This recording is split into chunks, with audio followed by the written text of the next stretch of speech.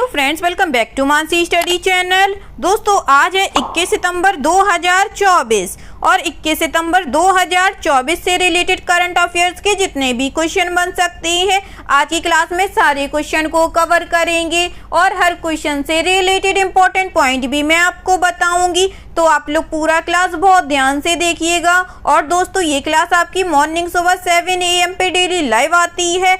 आप सभी लोग सुबह 7 बजे इस क्लास के लिए तैयार रहा करिए। इससे आपकी तैयारी करंट अफेयर्स में बेहतर होने वाली है और आगे आने वाले सभी एग्जाम में आप लोग करंट अफेयर से रिलेटेड जितने भी टाइप के क्वेश्चन एग्जाम हॉल में पूछे जाते हैं आप उन सभी टाइप के क्वेश्चन का आंसर बहुत इजीली दे पाएंगे। तो चलिए देरी ना करते हुए आज के पहले क्वेश्चन पर आते हैं। आज का पहला क्वेश्चन लिखा है, भारतीय राष्ट्रीय भुगतान निगम NPCI ने UPI का उपयोग करके कर भुगतान के लिए लेन देन की सीमा बढ़ा दी है, जिससे लोग एक ही लेन देन में कितने रुपए भेज सकते हैं। The national payment corporation of India has increase the transactions limit for tax payments using UPI unified payment interface by allowing people to send in a single transactions. First option है 2 lakh, second option है 3 lakh, third option है 4 लाख या fourth option है 5 लाख। जल्दी से बताइएगा दोस्तों। भारतीय राष्ट्रीय भुगतान निगम NPCI ने UPI का उपयोग करके कर भुगतान के लिए लेन देन की सीमा बढ़ा दी है, जिससे लोग एक ही लेन देन में कितने रुपए भेज सकते हैं। इस क्वेश्चन का जो राइट आंसर हो जाएगा फ्रेंड्स वह है हमारा ऑप्शन नंबर डी, 5 लाख रुपए। चलिए इससे रिलेटेड इंपॉर्टेंट पॉइंटों को पढ़ते हैं। भारतीय राष्ट्रीय भुगतान निगम ने यूनिफाइड पेमेंट इंटरफेस का उपयोग करके कर भुगतान के लिए लेन देन की सीमा बढ़ा दी है, जिससे लोगों को एक ही लेन देन में 5 लाख रुपए हस्तांतरित करने की अनुमति मिल गई है। अगस्त 2024 को अपने मौद्रिक नीति वक्तव्य की घोषणा करते हुए RBI ने UPI के माध्यम से कर भुगतान की सीमा को प्रति लेन देन 1 लाख रुपए से बढ़ाकर 5 लाख रुपए करने की घोषणा की है। ठीक है दोस्तों, चलिए आगे बढ़ते हैं। नेक्स्ट क्वेश्चन देखते हैं।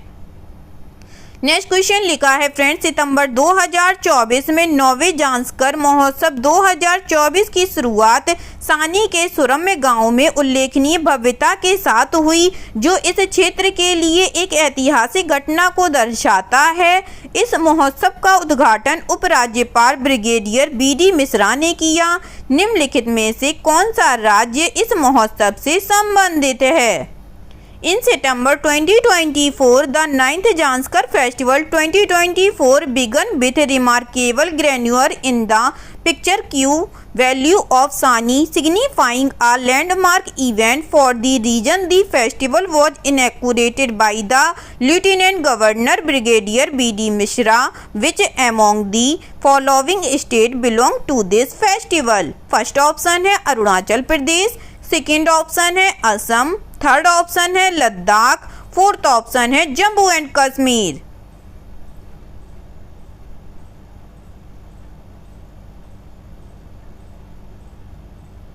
जल्दी से बताइएगा दोस्तों इस क्वेश्चन का राइट आंसर क्या हो जाएगा। इस क्वेश्चन का जो राइट आंसर हो जाएगा फ्रेंड्स वह है हमारा ऑप्शन नंबर सी, लद्दाख। चलिए इससे रिलेटेड इंपॉर्टेंट पॉइंटों को पढ़ते हैं।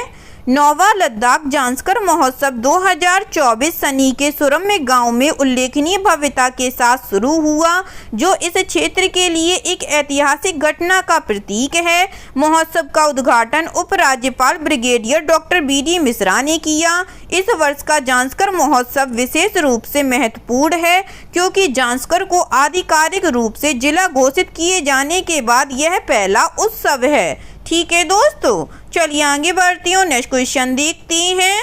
नेक्स्ट क्वेश्चन लिखा है फ्रेंड्स, सितंबर 2024 में किस वित्तीय संस्थान ने डिजिटल इंडिया के कॉमन सर्विस सेंटर्स के सहयोग से वंचित व्यक्तियों और MSMEs के लिए औपचारिक ऋण तक पहुंच का विस्तार करने के उद्देश्य से लगभग 100 करोड़ रुपए का ऋण वितरित किया है। In September 2024, which financial institution, in collaboration with Digital India's Common Service Centers, disbursed approximately rate 100 crore in loans aimed at expanding access to formal credit for underserved individuals and MSMEs? First option है life insurance company, second option है Piramal finance, third option है HDFC bank, fourth option है state bank of India.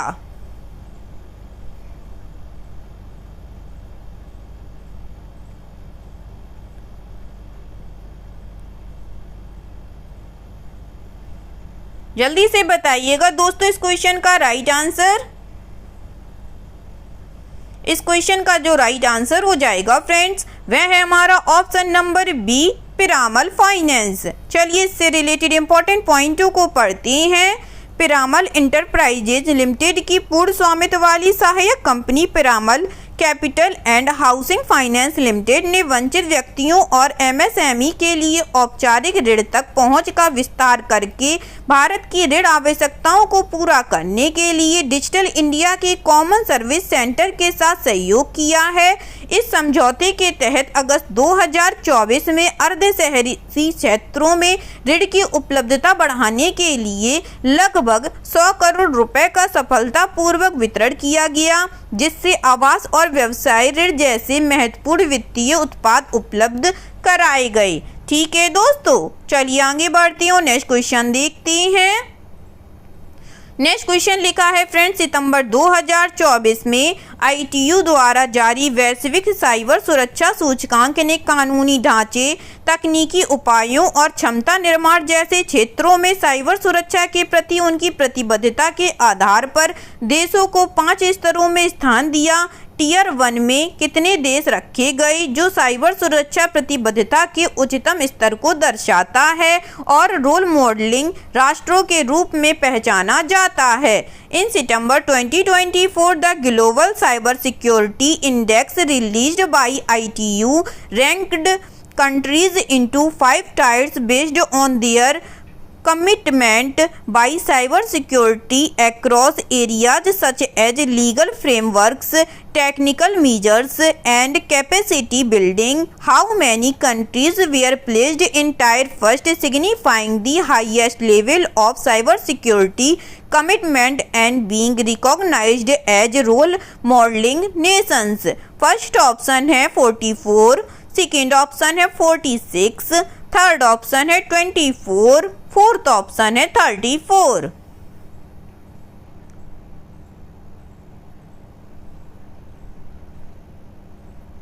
इस question का जो right answer हो जाएगा friends वह है हमारा ऑप्शन नंबर बी 46। चलिए इससे रिलेटेड इंपॉर्टेंट पॉइंट पढ़ते हैं। ग्लोबल साइबर सिक्योरिटी इंडेक्स में भारत को टियर 1 देशों में स्थान मिला है। यह इंडेक्स इंटरनेशनल टेलीकम्युनिकेशन यूनिट द्वारा जारी किया जाता है। GCI 2024 में इस बार 5 स्तरीय विश्लेषण का इस्तेमाल किया गया है। इसमें विभिन्न देशों द्वारा साइबर सुरक्षा में की गई प्रगति को ट्रैक किया जाता है। इस रिपोर्ट में 46 देशों को टियर 1 में रखा गया है, जो सबसे ऊंची श्रेणी है। इन देशों को रोल मॉडलिंग नाम दिया गया है, जिन्होंने साइबर सुरक्षा के सभी महत्वपूर्ण पहलुओं के प्रति मजबूत प्रतिबद्धता दिखाई है। ठीक है दोस्तों, चलिए आगे बढ़ते हैं, नेक्स्ट क्वेश्चन देखते हैं। नेक्स्ट क्वेश्चन लिखा है फ्रेंड्स, किस देश ने नया अनुसंधान उपग्रह चंद्रयान फर्स्ट कक्षा में प्रक्षेपित किया है? Which country has launched new research satellite Chandrayaan first into orbit? First option है ईरान, सेकेंड ऑप्शन है इराक, थर्ड ऑप्शन है इजराइल, फोर्थ ऑप्शन है रसिया।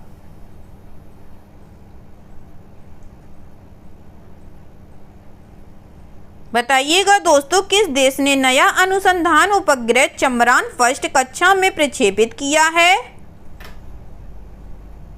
इस क्वेश्चन का जो राइट आंसर हो जाएगा दोस्तों वह है हमारा ऑप्शन नंबर ए, ईरान देश ने। चलिए इससे रिलेटेड इंपॉर्टेंट पॉइंटों को पढ़ते हैं।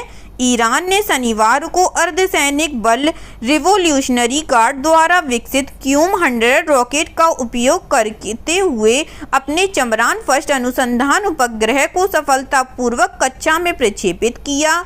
यह प्रक्षेपण ईरान के एरोस्पेस कार्यक्रम में एक मील का पत्थर है, जिसे पश्चिमी देशों की ओर से इस चिंता के कारण जांच और आलोचना का सामना करना पड़ा है कि प्रौद्योगिकी का उपयोग बैलिस्टिक मिसाइल विकास के लिए किया जा सकता है। ठीक है दोस्तों, चलिए आगे बढ़ते हैं और नेक्स्ट क्वेश्चन देखते हैं। नेक्स्ट क्वेश्चन लिखा है फ्रेंड्स, सितंबर 2024 में HDFC बैंक ने अपनी CSR पहल जिसका नाम है के माध्यम से 2025 तक सालाना 60,000 से कम आय वाले 5 लाख सीमांत किसानों की आय बढ़ाने की अपनी योजना की घोषणा की। इस पहल में पिछले एक दशक में पहले ही 5,000 करोड़ से अधिक का निवेश देखा जा चुका है। In September 2024, HDFC Bank announced its plan to increase the income of 5 lakh marginal farmers earning less than 60,000 annually by 2025 through its CSR initiative named this initiative, which was already seen an investment of over 5,000 crore in the past decade। First option है project मदद, second option है परिवर्तन, third option है शक्ति, fourth option है mission संभव।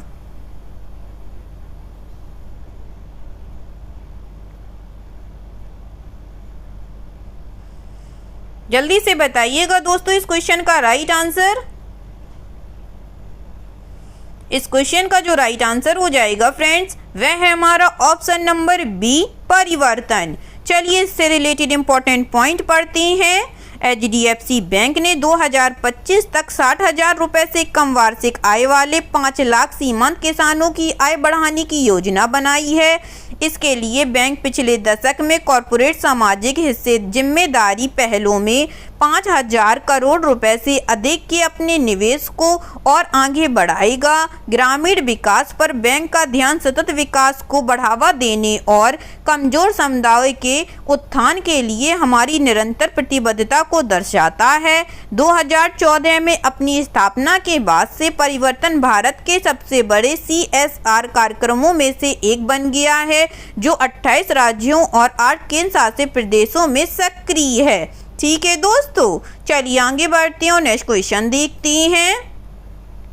Next question लिखा है फ्रेंड, जफर हसन किस देश के प्रधानमंत्री चुने गए हैं? Zafar Hasan has been elected the prime minister of which country? First option है ओमान, सेकंड ऑप्शन है पाकिस्तान, थर्ड ऑप्शन है जॉर्डन, फोर्थ ऑप्शन है सोमालिया।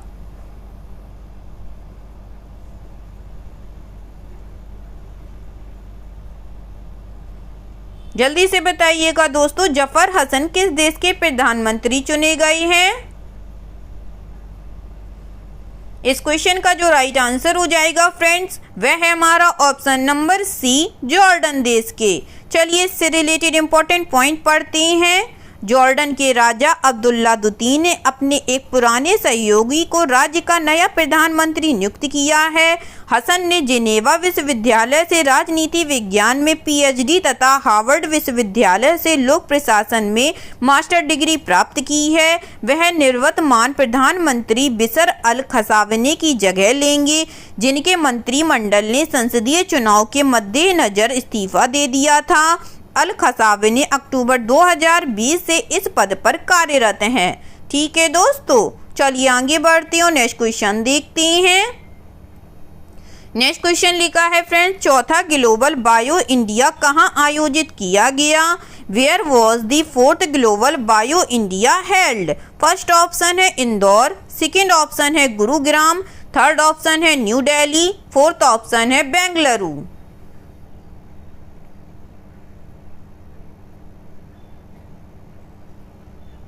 बताइएगा दोस्तों, चौथा ग्लोबल बायो इंडिया कहाँ आयोजित किया गया है? इस क्वेश्चन का जो राइट आंसर हो जाएगा दोस्तों, वह है हमारा ऑप्शन नंबर सी, नई दिल्ली में। चलिए इससे रिलेटेड इंपॉर्टेंट पॉइंटों को पढ़ते हैं। ग्लोबल बायो इंडिया 2024 का चौथा संस्करण भारत की जैव प्रौद्योगिकी क्षमता के प्रदर्शन के साथ सफलतापूर्वक संपन्न हुआ।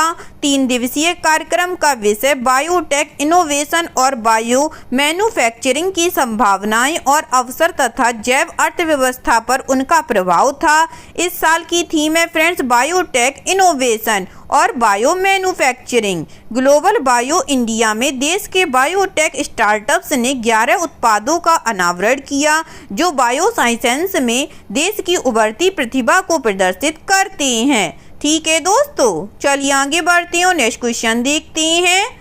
नेक्स्ट क्वेश्चन लिखा है फ्रेंड्स, निम्नलिखित में से कौन सा देश COP9 ब्यूरो की दूसरी औपचारिक बैठक और खेल में डोपिंग के खिलाफ यूनेस्को अंतर्राष्ट्रीय सम्मेलन के तहत फंड अनुमोदन समिति की तीसरी औपचारिक बैठक की मेजबानी करेगा? Which of the following country will host the second formal meeting of the COP9 Bureau and the third formal meeting of the Fund Approval Committee under the UNESCO International Convention Against Doping in Sport? First option है India, second option है Sri Lanka, third option है Nepal, fourth option है Bhutan.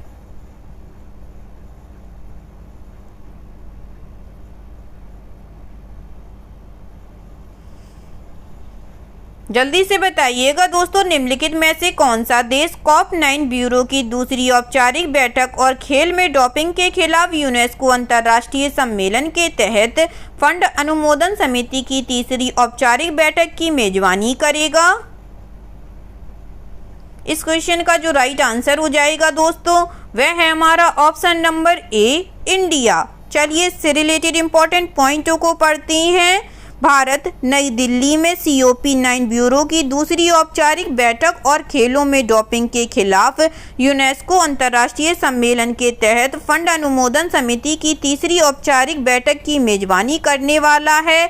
COP9 bureau के उपाध्यक्ष के रूप में भारत ने इन उच्च स्तरीय समारोह के आयोजन में अग्रणी भूमिका निभाई है, जिसमें विश्व भर के प्रमुख निर्णयकर्ता और गणमान्य व्यक्ति एक साथ आएंगे। युवा मामले एवं खेल मंत्रालय द्वारा आयोजित इन बैठकों में Azerbaijan, Barbados, Estonia, France, Italy, रूस, सऊदी अरब, सेनेगल, सिंगापुर, नीदरलैंड, तुर्की, संयुक्त अरब अमीरात और जाम्बिया जैसे देशों के प्रतिष्ठित प्रतिनिधि भाग लेंगे। ठीक है दोस्तों, चलिए आगे बढ़ते हैं और आज का लास्ट क्वेश्चन देखते हैं।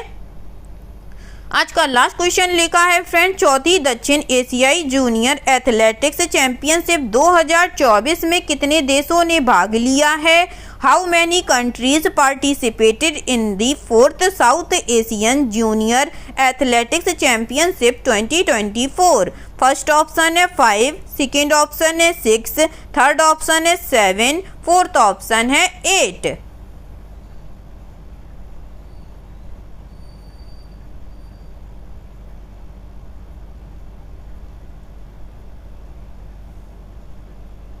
बताइएगा दोस्तों, चौथी दक्षिण एशियाई जूनियर एथलेटिक्स चैंपियनशिप 2024 में कितने देशों ने भाग लिया है? इस क्वेश्चन का जो राइट आंसर हो जाएगा फ्रेंड्स वह है हमारा ऑप्शन नंबर सी, 7 देशों ने। चलिए इससे रिलेटेड इंपॉर्टेंट पॉइंट पढ़ते हैं।